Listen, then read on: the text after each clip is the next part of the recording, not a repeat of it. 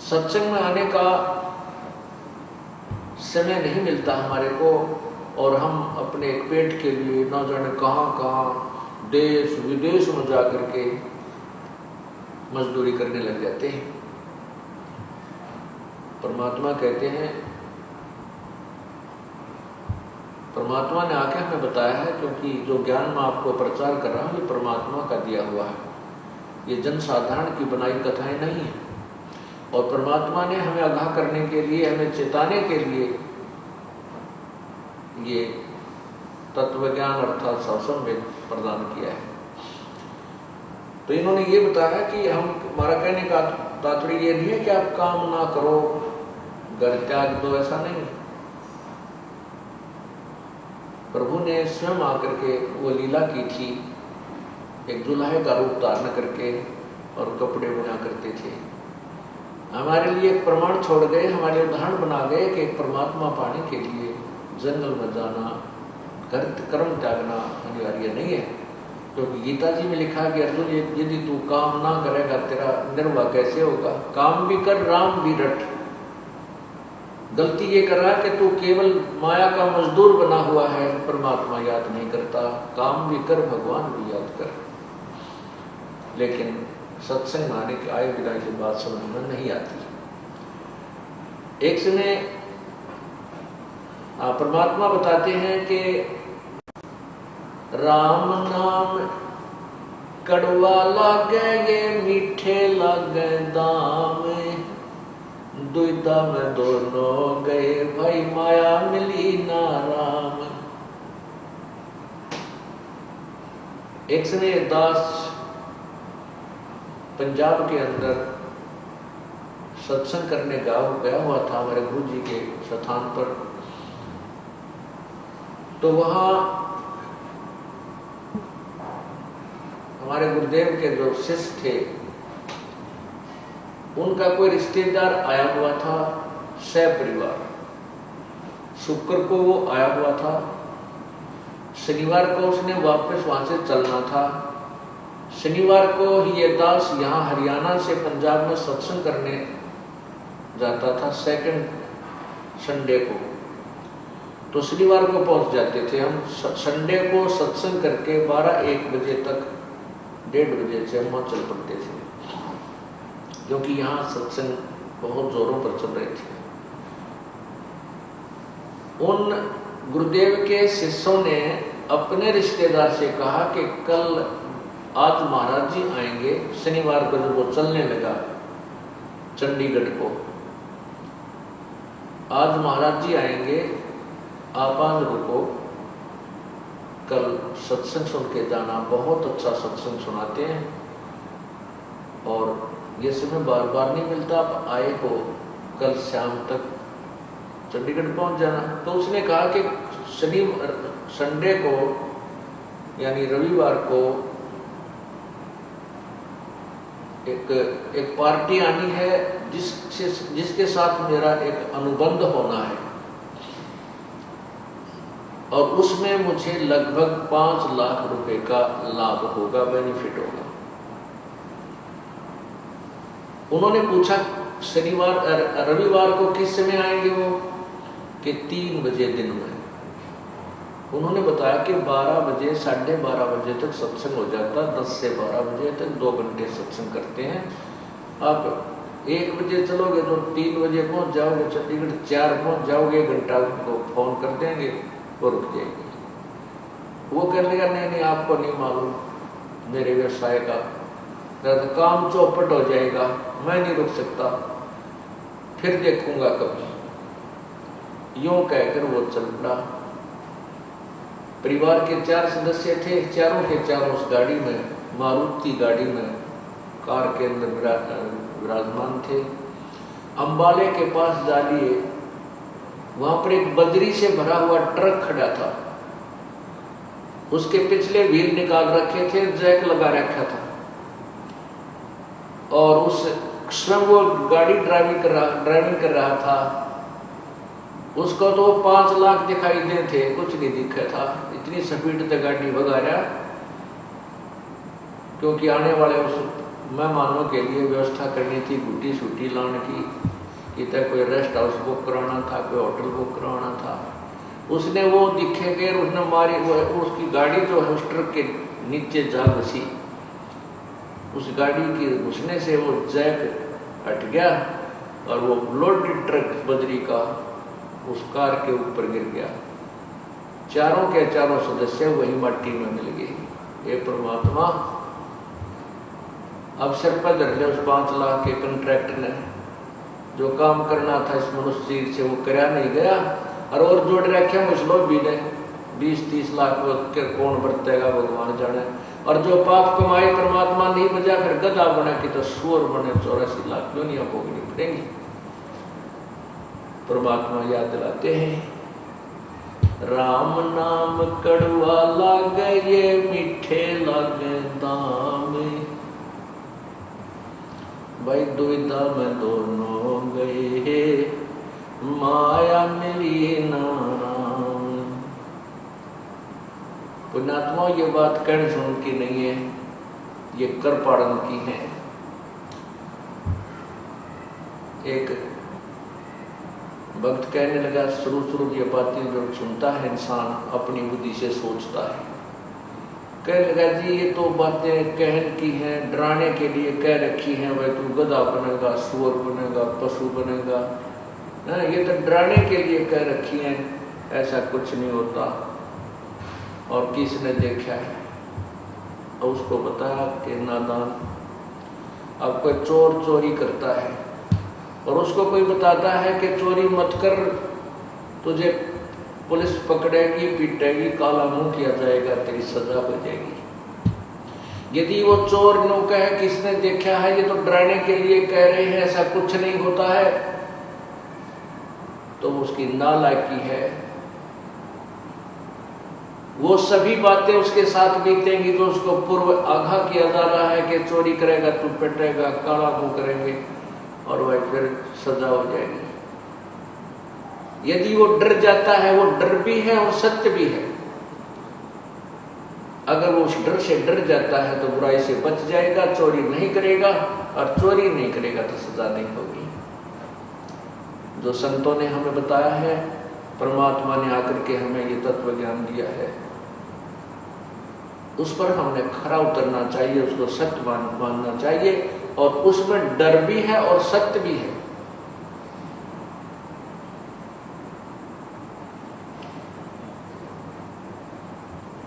आप कहते हैं किसने देखा है, फिर आखिर में कहते हैं देखी जाएगी।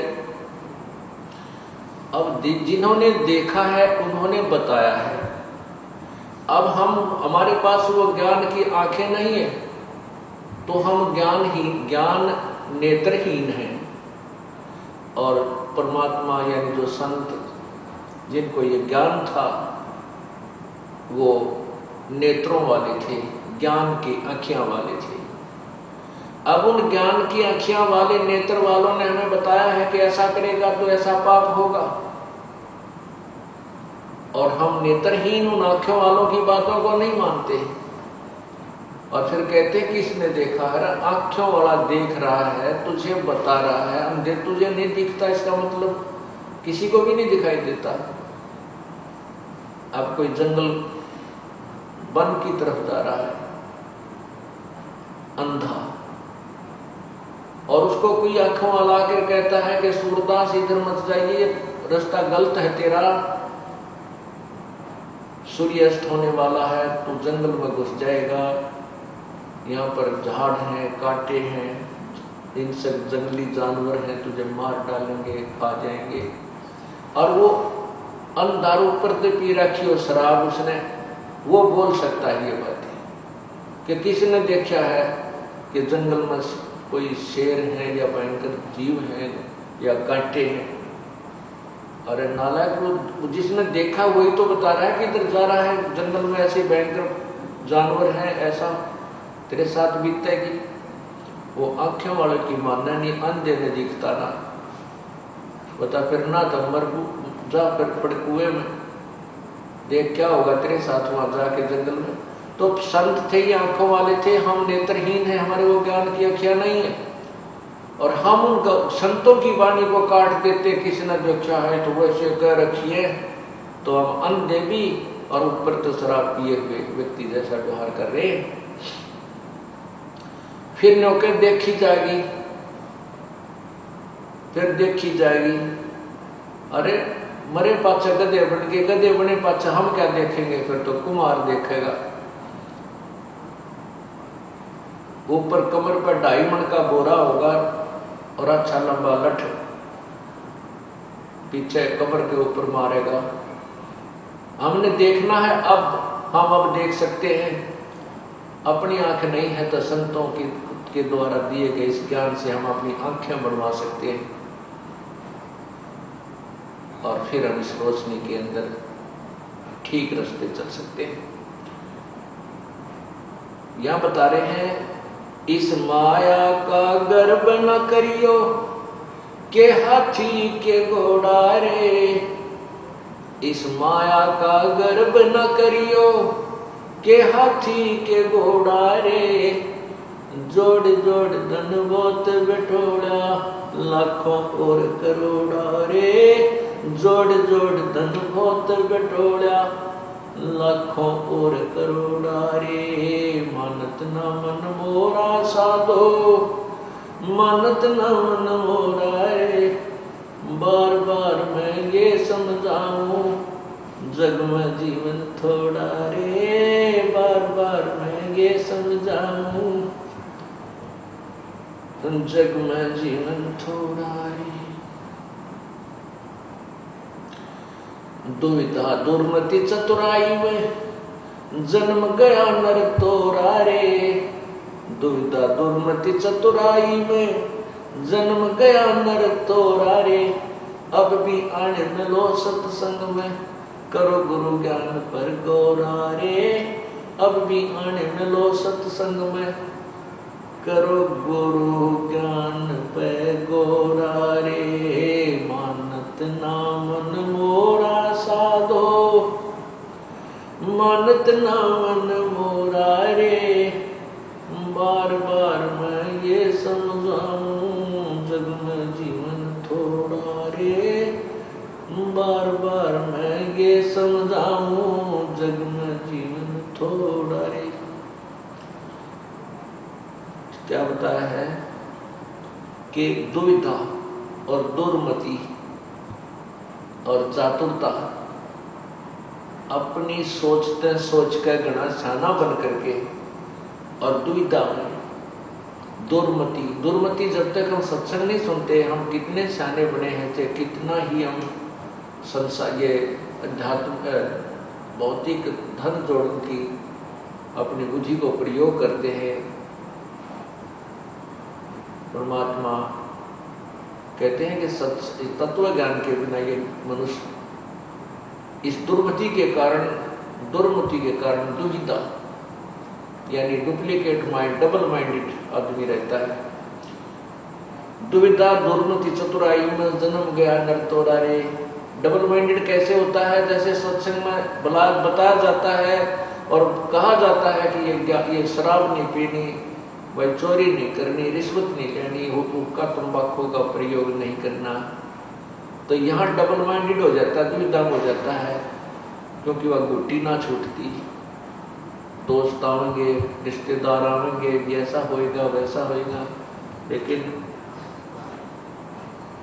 जिसमें आपको ये ज्ञान हो जाएगा कि ये पाप है, ये बिजली जैसा करंट है, इसको प्रयोग करने से हमें इतना भयंकर मार पड़ेगी, तो फिर हम नहीं देखते किसी को, क्योंकि हम अगर पाप करते और करवाते हैं उस बात को हमें ही भोगना होगा। ना रिश्तेदार भोगेगा, ना कोई और दोस्त उसको सहयोग देगा।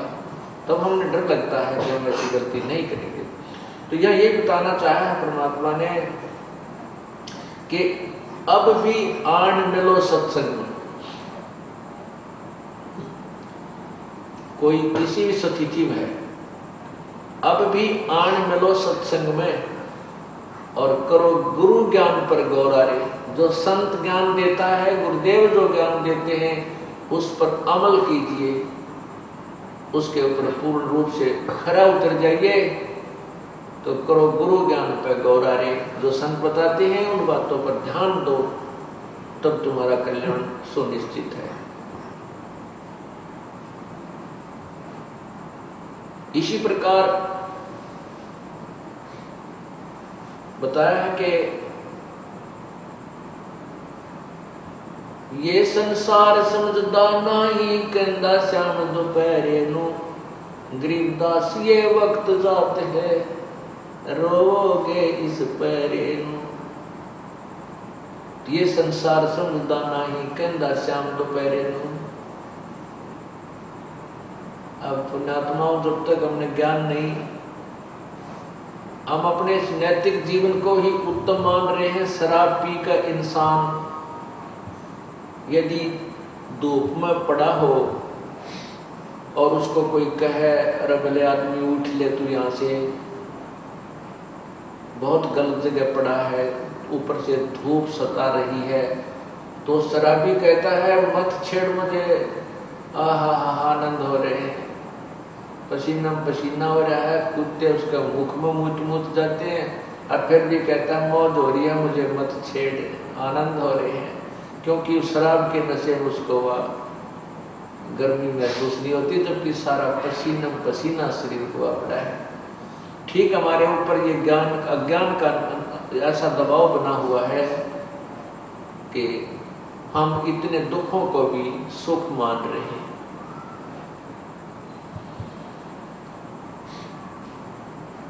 परमात्मा कहते हैं कि जैसे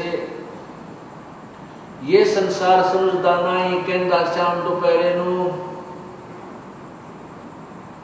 एक व्यक्ति के 4 लड़के थे, उसके 2 मृत्यु को प्राप्त हो गए, और एक व्यक्ति के 4 थे, 4वां मर गए। अब वो किसी रिश्तेदारी में गए हुए थे किसी की मृत्यु के उपरांत, तो वहां बतला रहे थे, वो कहने लगे भाई उसको सांत्वना देते हैं लोग, जिसके किसी के 1 पुत्र था, जिसके 3 पुत्र थे, 2 थे, 4 थे, 2 की मृत्यु होगी। तो वहां वो व्यक्ति पहुंच गया जिसके 4 थे, 4 मर गए। तो अन्य व्यक्ति कहते हैं भाई तेरा तो क्या दुख है, देख इस बेचारे के 4 पुत्र थे, 4 मर गए। तो जिसके 2 मर गए उसने सब्र कर लिया चोखा, मैं इससे तो सुखी हूं, इसके 4 थे, 4 मर गए और मेरे 2 मरे। तो परमात्मा कहते हैं ये संसार समझदा नहीं, कहंदा श्याम दोपहरे नु। हमने तुलनात्मक एक दूसरे को देखकर अपने आप को सुखी मान रखा है, या सुख नाम की चीज नहीं है। ये संसार समझदा नहीं, कहंदा श्याम दोपहरे नु। गरीबदास ये वक्त जाता रो के इस पैरे। इस मनुष्य शरीर के जो समय है ये पैरा है, ये पहर होती है। जैसे 8 पहर का एक दिन रात होता है, यहाँ पहर का अर्थ समय से संबंधित है कि इस समय को याद कर रोया करोगे, मनुष्य शरीर नहीं रहेगा। कुत्ते बनकर गली में खड़े होकर के सर्दी के मौसम में और ऊपर से ठंडी ठंडी फवार पड़े, वही भक्त, वो व्यक्ति जो कोठियों में बैठा था, कारों में चला करता था, एसी चलते थे उसकी कारों में, परमात्मा की भक्ति की नहीं, आज वो कहाँ लेटा हुआ है, उसी कोठी के पीछे गली के अंदर कुत्ता बन के, और वही ऊपर को मुंह करके रो रहा है। उस समय उसको याद आती है मैंने भगवान की भक्ति नहीं की, जिस कारण से ना कोठी रही, ना कार रही, ना वो सुंदर शरीर रहा। उसके लिए परमात्मा कहते हैं अच्छे दिन पाछे गए, अच्छे दिन पाछे गए, गुरु से किया ना हेत, अब पछतावा क्या करे, भाई चिड़िया चुगी खेत। पुण्यात्मा, आप एक स्टूडेंट हैं, आप एक विद्यार्थी हैं, और आपको परमात्मा पाने वाले विद्यालय में प्रवेश प्राप्त हो चुका है। अब जिनको प्रवेश प्राप्त हो चुका है अब भी नहीं पढ़ेंगे, अर्थात अभी भक्ति नहीं करेंगे, जो क्रियाएं आपको बताई जाती हैं कि खरे नहीं रहोगे, फिर बाद में कैसे पछताओगे। एक समय ये दास जब जेई की सर्विस करता था, वहीं पर एक मजदूर मजदूरी कर रहा था, और जब वो पढ़ा करता था वो मजदूर, उसका एक साथी पढ़कर एक्सियन लग गया इसमें B&R के अंदर, अर्थात सड़क के महकमे में।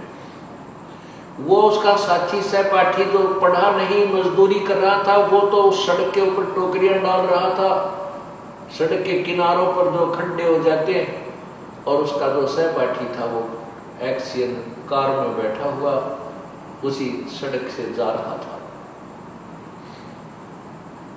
तब वो खड़ा होकर कहता है कि ये जो जाने लग रहा ना कार में एक्सियन, मैं और ये इकट्ठा एक ही स्कूल में पढ़ा करते हैं, मेरे भाग फूट गए, मैं पढ़ा नहीं, यदि मैं पढ़ जाता तो मैं भी आज इसकी तरह कारों में चलता। तो पुण्यात्माओं, ये उस समय आपको याद आएगा जब हाथ से डोर छूट चुकी होगी। इसी प्रकार यदि अब स्टूडेंट्स हो आप, विद्यार्थी हो, अर्थात ये भक्त हो, योगी हो, अब तुमसे अब पीछे रह जाओगे, कोई पढ़ेगा नहीं तो नहीं पढ़ेगा, वो तो गधा बनेगा, और जो पढ़ गया वो देव पद को प्राप्त होगा, यानी सतलोक चला जाएगा। फिर बाद में वो गधा पछताएगा, देखो मेरा साथी था, ये तो पढ़ गया, अर्थात अपने सब कर्म धर्म को ठीक रख के अपनी भक्ति को सफल कर गया, आज ये सतलोक चला गया, मैं यहीं पढ़ा। तो उस समय पछताने से कोई लाभ नहीं होगा। उसके लिए परमात्मा कहते हैं अच्छे दिन पाछे गए, गुरु से क्या ना हेत, ये पछतावा के बिना चिड़िया चुकी खेत।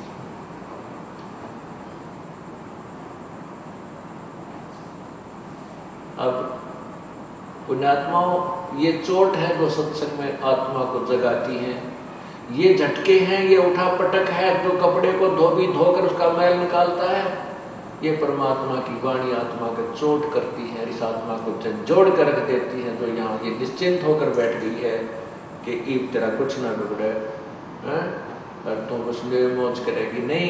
परमात्मा कहते तू जाने मेरी ऐसे न बहगी हरदम लेखा वरना रे।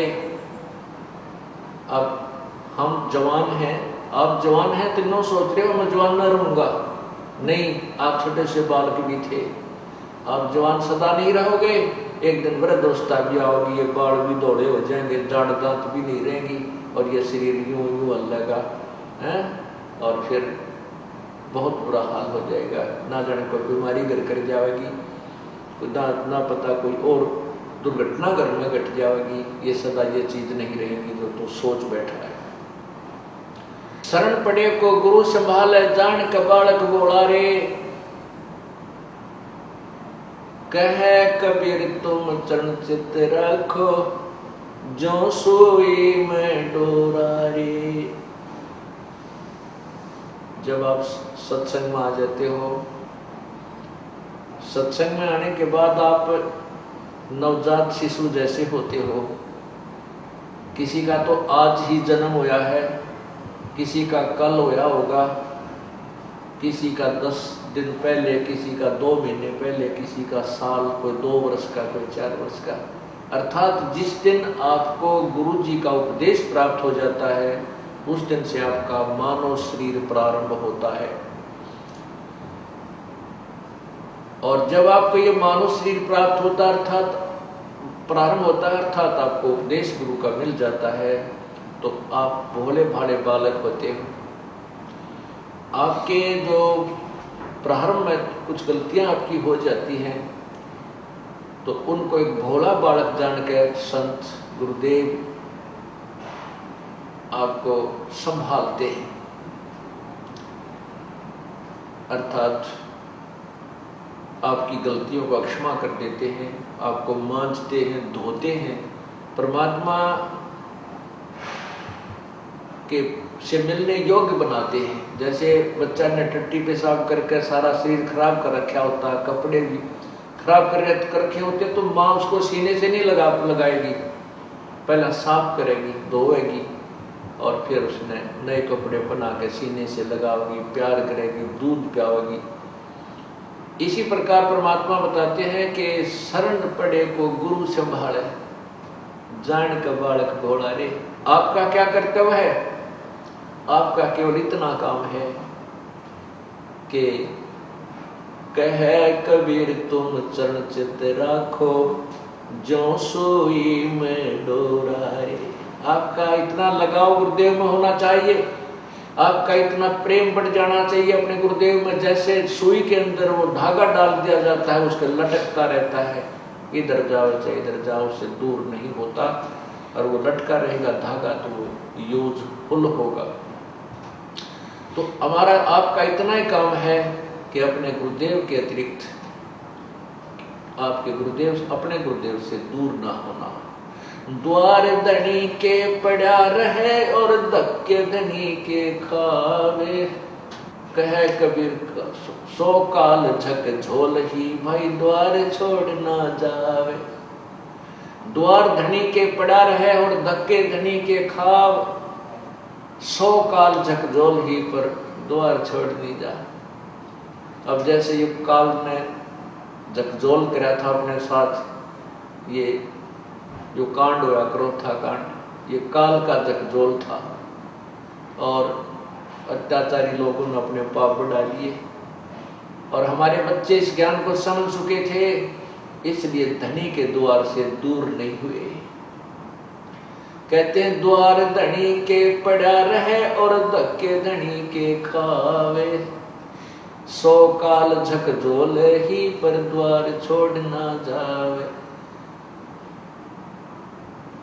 परमात्मा ने कहा कि सत मत छोड़ता सूरमा, और सत छोड़ने पत जा, सत के बांधे लक्ष्मी फेर मिलेगी। अपने कर्म धर्म ने मत छोड़ना। यदि थोड़ी बहुत कोई आपत्ति आ जाती है, उसमें आप क्रियाक्रम भूल जाते हो, तो फिर गलत है।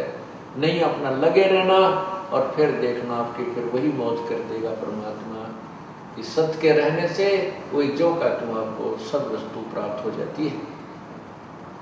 क्या बताया था? आजम तेरे घटने घेरे, तो राम कर्ण ना पावेगा। अंत समय में जो भक्तिहीन प्राणी होता है, जो परमात्मा को याद नहीं करता, पूर्ण संत से उपदेश नहीं लेता, तो मरता है। उस समय यम के दूत कुछ समय पहले आ जाते हैं उसके पास, और ये मनुष्य शरीर हमारा श्वासों से निर्धारित है, आयु जो हमारी श्वासों से निर्धारित है। तो उन यम के दूतों को पता होता है कि इसके घंटे 2 घंटे के श्वास रहते हैं, कि 20 मिनट के हैं, यानी 1000 हैं, 2000 हैं, 50 कितने हैं, कितने सांस इसके शेष हैं। तो उस समय उसकी गर्दन बंद कर देते हैं, उसकी जुबान बंद कर देते हैं, वो बोल नहीं सकता। क्योंकि यदि अंत समय में वो भगवान ने याद कर जाए तो उसको राहत मिलती है। इसलिए भक्तिहीन प्राणी को अंत समय में परमात्मा याद वैसे तो आवे को नहीं, बिल्कुल नहीं आवा, चाहे कोई कोशिश कर लेना, क्योंकि उसने सारे उम्र में जो पाप और कुकर्म किए हैं वो उसके शरीर में इतना प्रभाव कर देते हैं, उसको याद दिलाएंगे राम नाम तो भी नहीं बोल सकता, क्योंकि तो पहले अभ्यास करना पड़ता है, तभी अंत समय में भगवान याद आता है। तो यम के दूत जब आते हैं तो उसकी जुबान बंद कर देते हैं, और फिर वो संकेतों से संकेत करता है, बच्चों को बुलाता है, ऐसे करता रहता है, वो बोल नहीं सकता,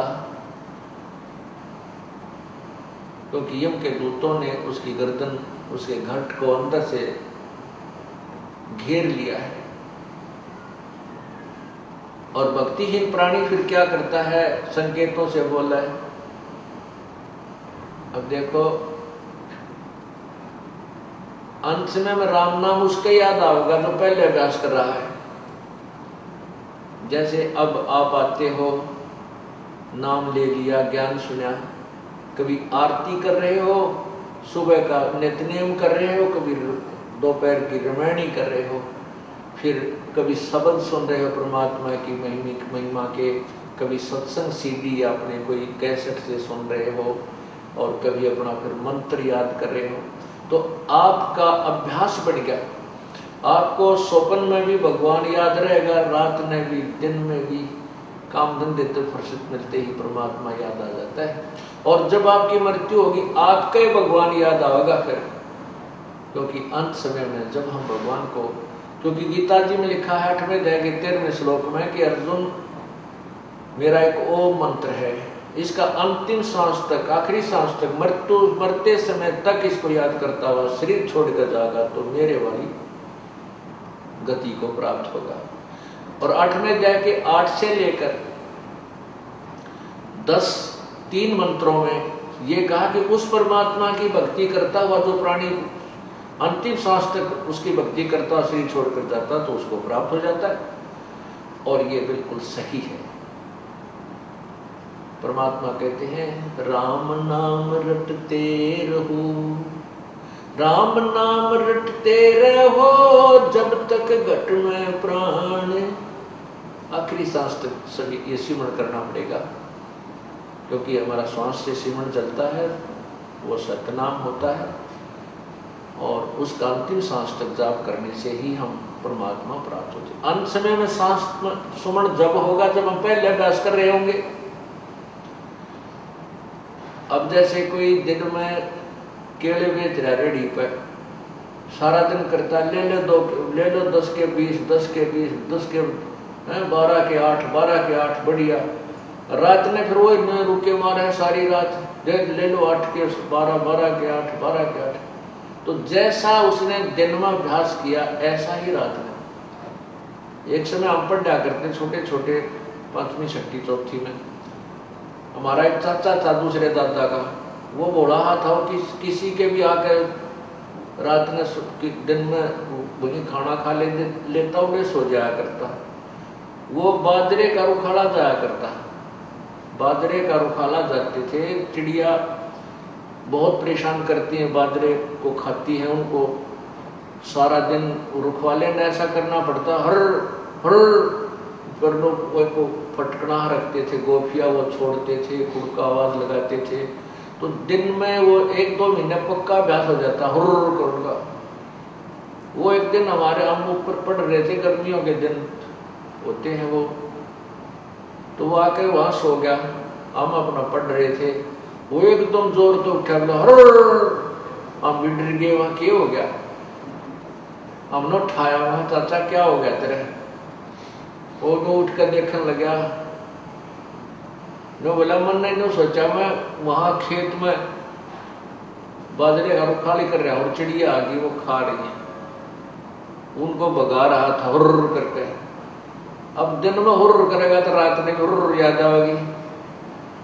अब हम सारे जीवन में परमात्मा याद करेंगे, मरेंगे, मरते समय हमारा भगवान याद आएगा।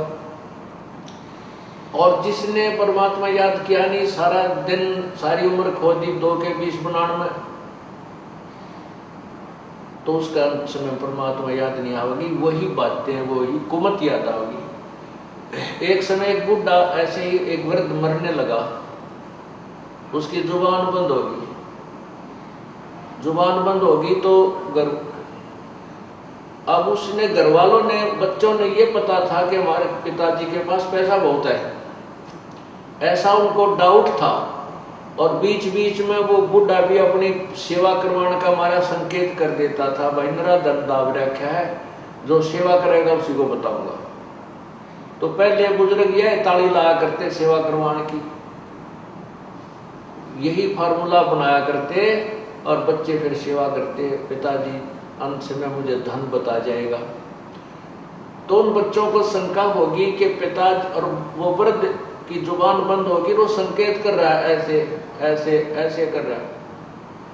बच्चों ने सोचा पिताजी बोल नहीं पा रहा है और धन बताना चाहता है, ये मृत्यु को प्राप्त होने वाला है। उन बच्चों को पता था कि ये दूसरे गांव में एक व्यक्ति है जो ऐसी दवाई मुंह में डाल देता है या इंजेक्शन लगाता है, वो 500 रुपये लेता है। और जब तक उस व्यक्ति के श्वास हैं 2 मिनट 4 मिनट वो जुबान खोल देता है, बोल लेता है। तो वो भागकर उस गांव में गए और उस डॉक्टर ने ले बुला के,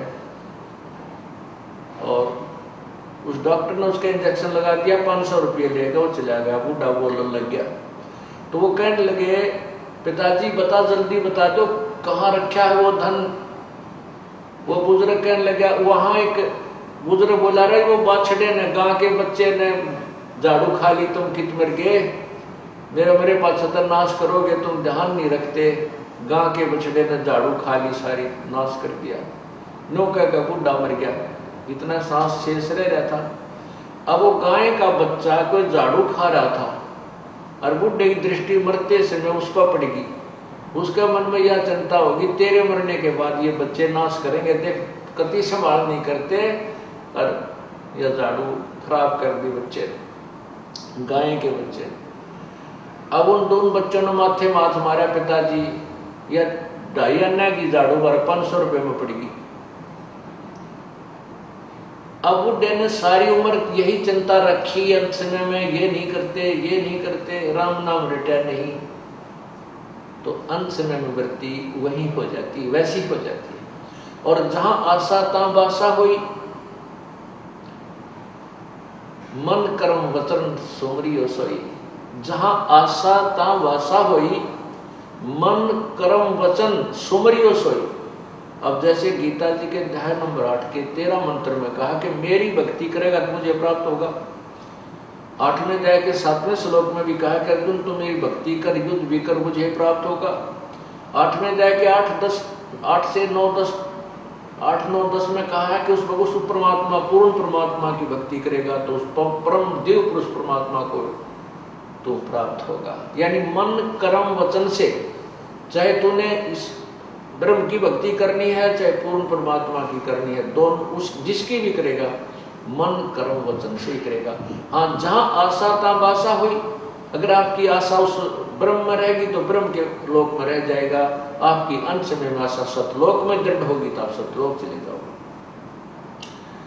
लेकिन जाओगे कमाई अच्छी कर ली होगी तभी। और जिसने कोई सी भी भक्ति नहीं करी वो कहाँ जाएगा? जैसे वो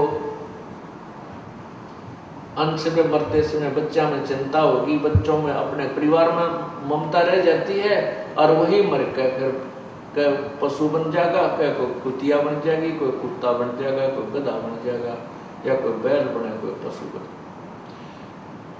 एक भगत, एक व्यक्ति किसान था,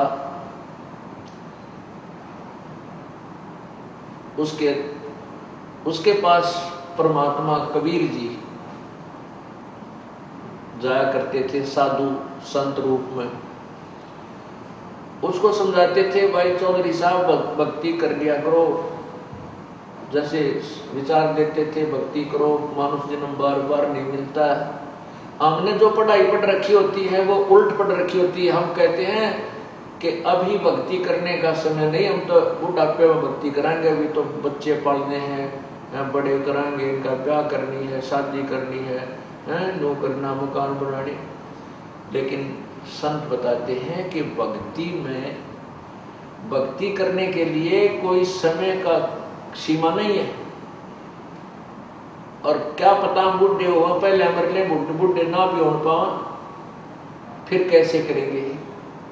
तो परमात्मा समझाया करते कि भाई भगत जी तो नाम जप लो, आप भक्ति किया करो। लेकिन वो किसान कहता, बाबा जी अभी तो बालक छोटे छोटे हैं, बड़े बालक हो जाएंगे, हाँ फिर मैं आपका उपदेश ले लूँगा। अब संत को तो मालूम होता है कि ये अनजान है, एक तो इसने ज्ञान को नहीं, फिर इसकी दुर्गति होगी, तो बार बार आते रहे। जब उसने बालक ब्याह लिए, शादी कर दी, पोते भी हो लिए, परमात्मा फिर गए कि चौधरी साहब, एक किसान अब तो नाम ले ले, भक्ति कर ले। नो बोला बाबा जी छोटे छोटे पोते हैं, बच्चे खेत में काम करते हैं, इनको मैं रखता हूँ, खिलाता हूँ, हैं, और रुक जा 5-4 वर्ष और रुक जा, फिर तेरा नाम मैं जो अवश्य लूँगा। अब परमात्मा फिर गए तो 5-4 वर्ष के बाद परमात्मा उस किसान के घर फिर गए। देखा तो किसान नहीं था। बच्चों से पूछा, पिता भाई तुम्हारा पिताजी कहाँ गया? उन्होंने बताया जी 4 वर्ष हो गए पिताजी की मृत्यु होगी। प्रभु को तो पता था। वही व्यक्ति वही मर के बैल बन गया। उन्हीं की गाय के बच्चा पैदा हुआ और उन्हीं के वहां बैल बन के खेत में हल जोत रहा। हल में जोत रखा बेटे ने। अब वो परमात्मा यानी कबीर परमेश्वर वहां खेत में गए। लड़के से कहा, भाई लड़के एक बार रोकना इन बैलों को, खेत में हल में जोत रखे थे। परमेश्वर ने कहा, कबीर जी ने कहा कि एक किसान वो बैल न बोला रहा भगत यो केवन बैठा तो मैंने कितना कहा हरे राम नाम ले ले, भक्ति कर ले, देख बैल बन बैठा। आजा तुझे अब तेरा यो शरीर छुटवा दूं बैल का, तेना मार दूं और फिर तुझे मनुष्य शरीर दे दूंगा, तू भक्ति कर लिए। तो वो क्या कहता है बैल के बाबा जी तेरा दिमाग खराब हो रहा है, मैं यहाँ मर जाऊंगा, मैं बैल नहीं रहूंगा और ये बच्चे और बैल लावेंगे निकम्मा और वो बढ़िया काम करे नहीं कर, बड़का को टोटा हो जाएगा, बच्चों को घाटा आ जाएगा, तू अपना काम कर, मैंने लगा रहने दे। अब परमात्मा चले गए। 5-7 वर्ष पाछो बैल भी मर गया। वो बैल मर गया, फिर उनके उसी घर में सर्प बन गया। अब उस सर्प बन गया तो जो पहले मनुष्य जीवन में उसने कुछ 2-4 हजार रुपये दबा रखे होंगे, तो सर्प जो है योनि में प्राप्त हो जाता वो प्राणी, तो उस धन ने ढूंढता अंडाग्रह, उस घर में घूमा करता है कि मैंने यहाँ धन दाब रखा था चांदी के सिक्के। वो किसान की आत्मा सर्प बन के आया था वो धन ढूंढन। उन पुत्र वधुओं को ने देख लिया कि सांप आ गया, उन्हें आवाज लगा दी, बेटे लठ लेकर आए, उसका मारे लठ सांप के। वो मोरी में के भागता भागते गए, 1-2 लठ लगे, 4 सांकड़ी टूट गई उसकी एक हड्डी, और वो मोरी से बाहर निकल के एक झाड़ी में जाके और तड़पन लाग गया। परमात्मा वहां फिर जा खड़े हुए कबीर जी, क्योंकि ये कहते हैं, परमात्मा कहते हैं कि जो जन हमारी शरण है ताका हूँ मैं दासे, गेल गेल लाग्या फिरूं जब तक धरती आकाश। अब परमात्मा की वो कोई पुण्य आत्मा थी, किसी जन्म में उनके साथ रहे थे, भक्ति की हुई थी, उस कारण से उसको शरण में लेने के लिए सब लीलाएं प्रभु ने की। अब वहां जाकर कहने लगे रहे भगत आत्मा अब भी आजा, तो मान जा मेरी बात, आजा तुझे मनुष्य शरीर दे दूंगा और भक्ति कर लेना। तब वो सांप नो के सर्प बोला कि हे महाराज जी मेरा जीवन बचा दो, मुझे ले लो शरण में, मेरा शरीर छुटवा दो, मुझे ले लो शरण में और मैं भक्ति करूंगा। तो परमात्मा बोले भाई शरण मत आया, फिर सांकड़ी तोड़वा का आया। तो आई तो तेरा बात समझ में, पर यह हड्डी पसड़ी एक होली तेरी जब समझ में आई। अगर ये बात तो उस समय मेरी मान लेता ना तो तेरे कोई गड़बड़ नानी होती, पोते भी खिलाता और भगवान भी बच लेता। एक पंथ 2 काज होते भाई, पर यह बुद्धि काम जारी है तुम्हारी, क्योंकि तत्व ज्ञान रहा नहीं।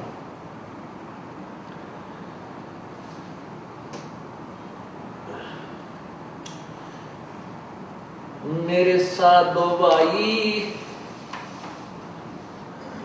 सब जग भूला पाया, मेरे साधो भाई सब जग भूला पाया। इसी भूल में ब्रह्मा भूला जिसने वेद सरसाया। इसी भूल में ब्रह्मा भूला जिसने वेद सरसाया। वेद पढ़ियो पंडित भूला वो वेद मर्म ना पाया। मेरे साधो भाई सब जग भूला पाया। मेरे साधो भाई सब जग भूला पाया।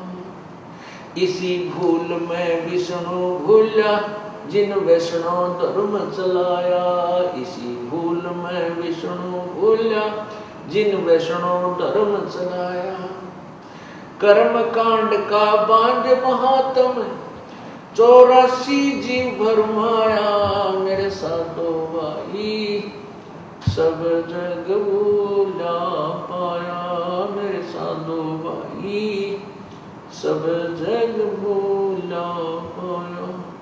इसी भूल में शंकर भूला जिन भिक्षुक पंथ चलाया। इसी भूल में शंकर भूला जिन भिक्षुक पंथ चलाया। सिर पे जटा हाथ में खप्पर घर घर अलख जगाया। मेरे साधो भाई सब जग भूला पाया। मेरे साधो भाई सब जग भूला पाया। कह कबीर सुनो भाई साधो हम जुग जुग जीव चिताया। कह कबीर सुनो भाई साधो हम युग युग जीव चिताया। जिसने जाना मर्म भूल का वो गर्भवास नहीं आया। मेरे साधो भाई सब जग भूला पाया। मेरे साधो भाई सब जग भूला पाया। परमात्मा कबीर परमेश्वर इस काल लोक में आए, आकर के बताने लगे कि भाई यहाँ पर कोई भी व्यक्ति तत्व ज्ञान से परिचित नहीं है। चाहे यहाँ के 3 लोक के मालिक ब्रह्मा विष्णु महेश भी क्यों नहीं है, इनको भी तत्व ज्ञान नहीं है। क्यों नहीं है? क्योंकि ब्रह्मा जी की जब उत्पत्ति हुई कमल के फूल के ऊपर थे और ब्रह्मा जी अपने पुत्र नारद जी को बताते हैं कि नारद जब मेरा जन्म हुआ मैं कमल के फूल पर बैठा था, मुझे नहीं मालूम मैं कहां से जन्म हुआ कहां से उत्पन्न हुआ। और ब्रह्मा जी को ने ही जो वेद प्राप्त हुए उन्हीं का ज्ञान फिर विष्णु और शिव को दिया। ऐसे ही परमात्मा हमें ये बता रहे हैं कि मेरे साधो भाई यहाँ सबका भूल लगी हुई थी, कोई भी तत्व ज्ञान से परिचित नहीं था। पहले तो राम नाम को बजने को तैयार नहीं, और यदि कोई पुण्यात्मा भक्ति करना चाहते उसको मार्ग ठीक नहीं। मैंने आकर के फिर ये तत्व ज्ञान समझाया। अब इस जीव को सबसे भयंकर जो रोग लगा हुआ है वो जन्म और मृत्यु का है। जन्म और मृत्यु का सबसे भयंकर रोग है ये, ना ब्रह्मा का समाप्त हुआ है, ना विष्णु का समाप्त हुआ, ना शिव का, क्योंकि ये ब्रह्मा विष्णु महेश भी जन्म और मृत्यु को प्राप्त होते हैं। और अन्य प्राणी जो इनकी साधना करते हैं वो तो फिर उनका तो कहना ही क्या है। कबीर परमेश्वर ने आके बताया कि हम कौन हैं, तुम कौन हो, कहां से आए हो और किस प्रकार ये भक्ति करनी चाहिए। अब जैसे आप संतों के सत्संग सुनते हो, वो चेतावनी की बातें तो जैसे ये दास बता रहा शायद इससे भी अच्छी आपको बता सकते हैं, आपको अच्छी प्रेरणा भी दे सकते हैं, प्रेरित भी कर सकते हैं, लेकिन संतों के पास वो तत्व ज्ञान नहीं जिससे आपका आत्म कल्याण कर सके। अब जैसे किसान ने खेत भी संवार दिया, बीज उसके पास नकली है, वो संवारा और खेत बिल्कुल व्यर्थ जाएगा, चाहे उसमें खाद पानी भी डाल दिया, वो खर्चा भी कर डाला, वो फसल नहीं होगी। जो तत्व ज्ञान है, जो सार नाम है और सार ज्ञान है, इससे जीव का कल्याण होता है। पहले तो हम परमात्मा भजने को तैयार नहीं, और यदि रुचि बनती है तो हमारे को मार्ग ठीक नहीं। ये सारी भूल भुलैया किसने कर रखी है? ये काल भगवान ने कर रखी है। ये काल भगवान कौन है और हम क्यों जन्मते और मरते हैं? हमारा क्या उद्देश्य है? आज हमारे पास सब कुछ है, बेटा भी है, बेटी भी है, कार भी है, कोठी भी है, अच्छी संपत्ति है, और एक्सीडेंट में या अन्य किसी कारण से आज मृत्यु हो जाती है तो मेरा कुछ भी नहीं है। ये भूल भुलैया क्यों डाल रखी है? हमें किसने जकड़ रखा है? हमारा उद्देश्य क्या है यहाँ पर रहने का? ये आपको 5 दिन के सत्संग में निर्णायक ज्ञान हो जाएगा। प्रेम पूर्वक सुनते रहिए और अपने अन्य भी भाई बहन रिश्तेदार परिवार को भी आमंत्रित कीजिए और इस संत समागम गंगा में गोते लगाइए। सत साही।